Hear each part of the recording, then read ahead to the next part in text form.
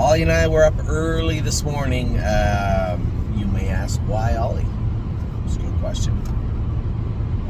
Because his games are rained out on Sunday and Monday. They moved them. So Ollie has a game tonight. So I'll be going to the Meadows, qualifying the horses, getting in the car, going directly to Ontario, where Ollie will play baseball tonight. And if he wins, he plays tomorrow. The very same tomorrow he's supposed to start school. Mother Nature. She did quite a number on me this week. You know what? It just is what it is. So we'll persevere. We'll endeavor to make sure everything runs smoothly, as smooth as we can, and go from there. So I didn't bring you your videos yesterday. Why, you might ask? Because the video was 22 minutes long, and I said to myself, you know what I'll do? I'm going to post those videos when I get home. Post that video when I get home on my data at home, so I don't chew through what remains of my mobile data this month. And then I forgot. So I did bite the bullet, and it's loading right now. You should have that, I don't know, by 8:30, I guess. In regards to yesterday, we had 5 races scheduled, plus a fair race. Sunset Acres Girl was 4th. Cody Massey drove her. She's not been finishing up her miles well at all of late, and Donnie had scoped her a couple of times, said there's no blood, but there was mucus. I don't really know how to explain it. So, and again, Donnie's laid up right now. I think he broke his shoulder in a couple of places, and might have broke his collarbone, I'm not sure, but he's not in the greatest working order right now, the poor bugger. So my thoughts go to him. Hope you're feeling better soon, Donnie. Not the year we hoped. Obviously, Mountaineer Prince has been super disappointing in Michigan, but as I said in the video when I was there, if the racetracks are the same way they were in Ludington, I think we found our culprit as to why the horse was making breaks. Mountaineer Prince is in to qualify tomorrow at Northfield. Now, I haven't seen him since Ludington. I've been running around for the past 2 weeks straight. Still am running around. I have to come back regardless of Ollie plays baseball. Amy's going to have to go to Ontario.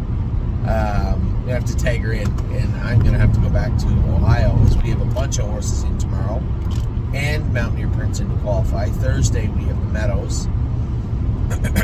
So a bit of an odd schedule to start the season, but as I said, we'll endeavor to push through. Now, what about the races from last night? Don't talk about Bruno. I thought raced well. I don't know why Mohawk is having these prospect series at Mohawk, but they did go for 12 instead of 8, so no complaints. George of the Jungle just looks flat.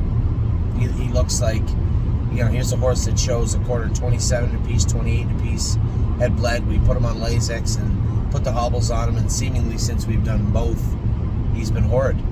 Just horrible. So, what next? Do we continue to stay the course? I don't think so.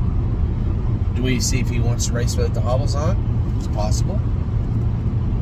I don't think Lasix is the culprit, but I mean, I've seen Lasix dull horses in the past, but not. It would be tough for me to believe that it's a Lasix, put it that way. So I don't know what we're going to do with George. We have options. He's nominated one horse. We can take him to the States when he's done, or for the meantime, I am toying with the idea. I'll have Patricia know that her idea of sending I'm Fancy Like the Mohawk has not gone without scrutiny. I'm looking at it very closely. I think there is a path there, and if she can't walk that path, then we could always send her to Yonkers. All we're really risking, I suppose, as I say it out loud, is a trip to Ontario, a shipping bill. I had sent a message off to Jimmy in the race office and just said, hey, will this filly suit Mohawk? Is there a claimer? There's a straight claimer, condition claimer, nominators at 40 or 50. But it doesn't appear, I didn't see a fillies one fill last week. Anyway, Jimmy will let me know. So we are debating. I am thinking about that. Today, tomorrow, we're going to have some horses that will be up for sale. I'll bring that to you also. So what to do with Bruno, I don't know. Or what to do with George, I don't know yet. Bruno, man, looked great. I thought the horse race looked like he belonged. So is there now there's a 1-2, some sort of claimer he can fit at Mohawk? That would be great. Because it certainly looked like that was a pretty good mile from him last night. The thing I like about the entire Bruno situation is the very thing I don't like about George. Right? George seems to be regressing a little bit as Bruno seems to be stepping forward a little bit. You don't want to see regression this time of year. So we'll see what we're going to do to fix George's issue. And we'll go from there. All gas, no brakes. A number of things happened last night. I told you guys that I thought his hobbles needed to go out. So did James. We spoke in the barn yesterday. I said, if you think they need to go out, put them out. Now, he does get really rickety in the hobbles. So he is a little hikey. Obviously, he has a little hole in him somewhere, right? A little, some mechanical issues. That's it's not like he hasn't been gone through that before. Lots of horses do, will. It's part of racing. So how do we plug those up? And where do we need to put the hobbles? I think James just succumbed to Dominic after and just said, hey, you're right. I'm going to leave the hobbles right where they were. Just is what it is for now. I think he's right. But I think there is room for improvement with gas in regards to his gait. So, I mean, listen, we can put the hobbles back where they were. There shouldn't be a problem, right? There's that. But as I said to Dominic, I think there are some things we can work on with this guy also. From what I can see, from my own eyes, knowing all gas, no brakes also, a good conversation took place there. So I think we just walk back that request to let the hobbles out, put them right back where they were. That will solve the braking. How do we deal with them after that? Well, we'll see. For now, I think my takeaway was, you know, it's so weird. You talk about our horses sometimes regressing, right? We've seen how Yo Mister hasn't quite been as good this year. Had him to the vet yesterday. He should be fine now. We've had horses that have faltered a little bit, and that's nature. Look at who you raced against last night. All gas, no brakes was 7-5 last night. In the race was Walk on the Moon. In the race was Locatelli. Now Walk on the Moon did very well after he left our barn. There's no two ways about that. But again, he's a little flat right now. Locatelli has been an open horse for us since the day we bought him. I don't know what his odds were, but I know All Gas No Brakes was the favorite. So it's odd. And then the horse, the horse that won the race had been racing in the open. He had also fallen on Explosion, had fallen on tough times. So there's always that ebb and flow, right? You always see the horses drop and they'll come back. And I didn't realize, you know, I don't really pay that much attention to other people's barns. But obviously the same thing goes on with everybody, as you can see. And the brace for landing, obviously that's on me, right? He did not look like he could trot without hobbles on last night. As soon as he was given an opportunity to roll off, he did. And I didn't see him for quite a while. He was distant. So the experiment of the removal of hobbles from brace for landing has just come to a screeching halt long before it ever really started. We gave him one time just to look like a horse that didn't need them, and he just couldn't. A lot to ask, I guess. This is a horse that wore hobbles his entire life. His entire life. Never trotted a mile without them. We trained him fast. I think he trained him 2 minutes or something without hobbles on. But he is just not going to be able to race with them on. And we've seen this also. White Tiger raced for a year and a half without hobbles on. And then we put them back on.